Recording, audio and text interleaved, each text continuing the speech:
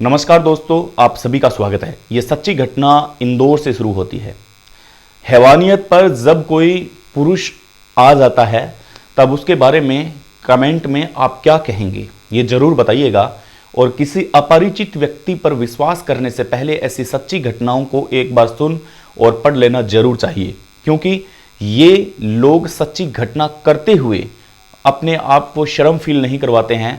तो हमें बिल्कुल भी शर्म नहीं आती कि ऐसी घटना को, ऐसे लोगों को एक्सपोज करें और समाज में आप और हम इन घटनाओं से कुछ अच्छा और सही सीख सकें। ये कहानी सच्ची घटना शुरू होती है इंदौर से। क्या हुआ कि आखिर एक आर्मी के ऑफिसर ने एक बैंक कर्मी की पत्नी के साथ गैर संबंध बनाए और संबंध ही नहीं, प्राइवेट पार्ट में कांच की एक गिलास तक डाल दी।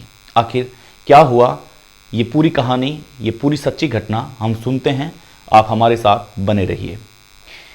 एक आर्मी का जवान आर्मी के कैंटीन में काम करता है। वो लगातार अपना सामान देता है, लगातार अपनी लिस्ट बनाता है, लगातार उसके पास नए कस्टमर आते हैं, नए लोग आते हैं और वो कैंटीन में काम कर रहा है। लोगों को सर्व करना ही उसकी एक मुख्य हैबिट बन चुकी है। जो ये परिवार था, वो परिवार बहुत ही खुशनसीब परिवार था, अच्छा परिवार था। बैंक कर्मी इनके हस्बैंड है, वो बैंक में लगे हुए थे और इनकी जो पत्नी है वो एक साधारण महिला थी, घरेलू महिला थी और लगातार ये कई बार कैंटीन से सामान ले लिया करते थे। जब कैंटीन में किसी व्यक्ति के मित्र का कार्ड यूज होता है, आपको जैसा कि पता होगा, तो वो कार्ड से ये कुछ सामान, इंपॉर्टेंट सामान है जो कैंटीन से ये लाया करते थे ताकि अच्छी क्वालिटी का सामान मिले। तो लगभग शॉपिंग है जो इनकी पत्नी ही किया करती थी, जो बैंक कर्मी की पत्नी थी। इधर कैंटीन में संजय नाम का एक आर्मी का जवान वहाँ पर रहा करता था। जैसे कि आप जानते हैं कि ड्यूटी चेंज होती रहती है, लेकिन जिन दिनों में उसको आना था उन दिनों में संजय का वहाँ रहना पाया जाता है। जब वो दोनों एक दूसरे से मिलते हैं तो नंबर एक्सचेंज होते हैं। नंबर इसलिए संजय नंबर ले लेता है कि मैडम, अगर आपको कुछ भी चाहिए होगा और ये सामान नहीं आया हुआ है तो मैं आपको कॉल करके बता दूंगा। मैडम वो नंबर दे देती है, दोनों के नंबर एक दूसरे के पास चले जाते हैं। जब भी कोई नया सामान आता है कैंटीन में या अच्छा सामान आता है तो संजय फ़ोन करके मैडम को बता देता है कि मैडम इतने % की छूट है, ये सामान इस प्रकार के यहाँ पर कैंटीन में मिल रहा है, अगर आप चाहो तो मैं आपके लिए ये सामान घर पहुँचा सकता हूँ, रख देता हूँ। मैडम को भी सामान की लत लग चुकी थी और उसके साथ कुछ अटैचमेंट हो चुका था, तो मिलने के बहाने संजय को वो कह देती है कि हाँ, ये सामान मैं लूँगी, ये सामान आप लेके रख लें, जब आपको वक्त मिले तो आप दिन के समय घर आ जाएं। जब वो दिन के समय घर आते तब वो चाय पीते और चाय पीने के साथ साथ उनकी मित्रता गहरी होती गई और गहरी मित्रता के साथ साथ उन्हें पता ही नहीं चला कि आखिर इतना बड़ा बदलाव ज़िंदगी में कैसे आ गया है।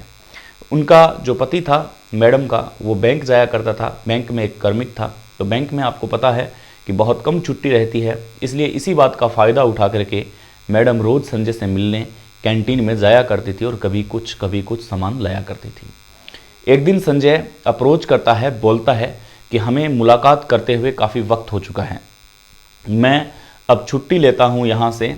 और ये महू कैंटीन की मैं बात बता रहा हूँ, जिस जगह ये वारदात होती है, महू कैंटीन से लेकर के इंदौर तक ये घटना है। संजय कहता है कि अब काफ़ी समय हो चुका है, अब हमें एक जगह मिलना चाहिए, हमें ढेर सारी बातें करनी चाहिए। आप कैंटीन आते हो, कैंटीन से सामान लेके जाते हो, मुझे बहुत खुशी होती है जब आप वो सामान लेके जाते हो। मैं आपका ये सामान आपके घर तक भी पहुंचाता हूं, एक आर्मी का जवान होने के बाद में भी, लेकिन फिर भी मैं ये चाहता हूं कि आप एक बार मुझसे मिलें। हम चाय पीते हैं और चाय पीने के साथ हम बहुत सी ढेर सारी बातें करना चाहते हैं। यहाँ पे मैडम ये कहती है कि चलो ठीक है, आप अपने सीनियर्स के साथ छुट्टी लेके, सीनियर्स से छुट्टी लेके आप छुट्टी पे लौट आएँ और जब लौट आएँ तब आप मुझे सूचित कर दें, हम एक निश्चित जगह पर मिल लेंगे। जिस दिन संजय को बताया गया था कि आप इस दिन आ जाना, संजय सुबह सुबह उठते ही अपने आर्मी जो ऑफिसर्स के बड़े जवान होते हैं, बड़े ऑफिसर होते हैं, उनके पास जाता है और कहता है कि सर आज मुझे छुट्टी चाहिए, आज मेरे फैमिली से कोई आने वाले हैं, इसलिए मुझे थोड़ा सा वक्त चाहिए, आज मैं कैंटीन में उपस्थित नहीं रह सकूँगा। ऑफिसर्स कहते हैं, पहले तो मना करते हैं क्योंकि आर्मी का रूल बहुत स्ट्रिक्ट होता है, लेकिन इसके बाद में वो छुट्टी ले लेते हैं कि कुछ घंटों में ठीक है, आप जाओ और जाके वापस आ सकते हो। संजय अब अपने रूम जाता है, अच्छे से नहाता है और अपने एक मित्र को फ़ोन लगाता है। मित्र से कहता है कि मैंने इस प्रकार से एक मैडम को कैंटीन से सामान दिया था और लगातार मुलाकात करने के बाद मैं आज उससे पहली मुलाकात करने जा रहा हूँ। मुझे ये नहीं पता है कि मुलाकात कैसी होगी, लेकिन बहुत दिल में तमन्नाएं हैं। लगभग यहाँ पर साफ हो चुका था कि वो अपने मित्र से ये पूछना चाह रहा था कि उसके शरीर की तड़प, उसकी हवस को कैसे शांत किया जाए। अक्सर ऐसे लोग होते हैं जो लोग अपनी पर्सनल बातें अन्य लोगों तक शेयर करते हैं। ऐसे लोगों पर विश्वास नहीं किया जाना चाहिए। बस यही उस मैडम ने यहाँ पर गलती कर दी थी। संजय तैयार हो रहा है और तैयार होने के साथ साथ अपने कई दोस्तों को कॉल लगा रहा है। कॉल से उसे वापस इनपुट मिल रहा है। कोई कह रहा है कि इस प्रकार से बुलाओ, इस प्रकार ऐसे करो, इस प्रकार ऐसे करो, तो वो मैडम खुश हो जाएगी, फिर आप ज़िंदगी भर साथ रहोगे। उसके साथ पहली मुलाकात ही इतनी अट्रैक्टिव मुलाकात होनी चाहिए कि उसे लगे कि किसी वास्तविकता में ही मर्द से मुलाकात हुई है। इस प्रकार से उसके पास कई सजेशन आते हैं और वो सब सजेशन सुनते सुनते अपने वस्त्र पहन के, जूते पहन करके वहाँ से चल देता है। और जब वह जा रहा है तब उसके मन में ख्याल है कि आज पता नहीं कैसे होगा, क्या होगा, लेकिन जो भी होगा वो मैडम बहुत यादगार करेगी और हमेशा उसको यादगार ये पल रहेगा। मैडम को वो कॉल लगाता है कि मैडम, मैं इंदौर पहुंचने वाला हूं, आप कहाँ हैं, कृपया करके आप बताएं मुझे। मैडम कहती है कि मैं आपका ही वेट कर रही हूं, हमें कहाँ चलना है यह आप डिसाइड कर लीजिए। अब संजय समझ चुका था कि मैडम की तरफ से हरी झंडी है, मैडम ने अपनी यस कर दी है, तो उसे कहीं भी ले जा सकते हैं, कोई प्रॉब्लम नहीं है। बात सिर्फ कॉफ़ी और चाय पीने तक की थी, लेकिन ये बात एक होटल के कमरे तक चली जाएगी, ये न तो मैडम ने सोचा और न संजय ने सोचा। संजय ऑनलाइन होटल का रूम बुक करता है और उसके बाद में संजय अपने व्हाट्सएप से उस रूम की पिक उसको भेजता है मैडम को और बोलता है कि अगर आपको ये रूम पसंद है तो हम ये रूम ले लेते हैं। मैडम कहती है कि हाँ, ये रूम बहुत अच्छा है, आप इसे बुक कर ही लें।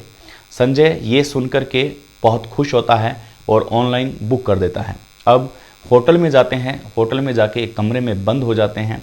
कुछ देर बात करने के बाद में एक अचानक एक आवाज़ आती है और उस आवाज़ के साथ पूरा होटल दहल जाता है।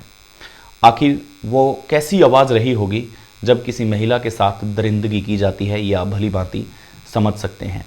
महिला पुलिस थाने में रिपोर्ट दर्ज करवाती है और बताती है कि मेरे साथ ये घटना हुई है।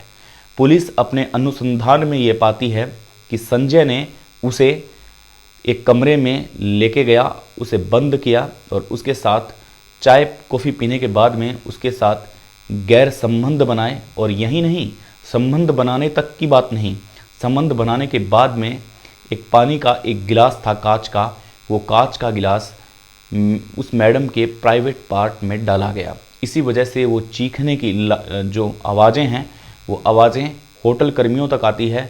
लोग सुनते हैं उन आवाज़ों को, लेकिन फिर इग्नोर कर देते हैं, क्योंकि अक्सर होटल में कपल्स आते हैं तो उन्हें वो आदत हो चुकी थी कि होटल के अंदर ऐसी आवाज़ें आना कोई बड़ी बात नहीं है। लेकिन उन लोगों को ये पता नहीं था कि आज जो आवाज़ आ रही है वो किसी महिला के साथ बहुत बड़ी दरिंदगी होने जा रही है। अगर उस वक्त कोई व्यक्ति, होटल का कर्मचारी अगर उस दरवाजे को नॉक करता तो शायद वो उस पीड़ा से बच सकती थी, लेकिन ऐसा किसी ने नहीं किया। और संजय अपने हवस में पूरी तरह से अपने होश खो बैठा था और इस होश खो देने के साथ साथ उसने प्राइवेट पार्ट में कांच का गिलास डाला और यहाँ तक भूल गया कि वो एक ऐसी ड्यूटी कर रहा है जिस ड्यूटी को लोग सलाम करते हैं, जिस ड्यूटी को लोग सलाम करते हुए अपना सर सजदा में झुकाते हैं।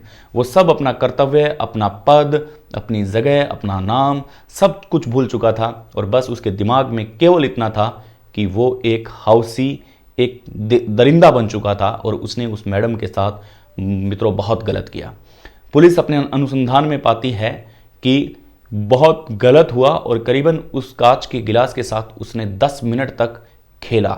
10 मिनट तक खेलने के बाद में उसका मन भरता है और वो गिलास को रिमूव करता है।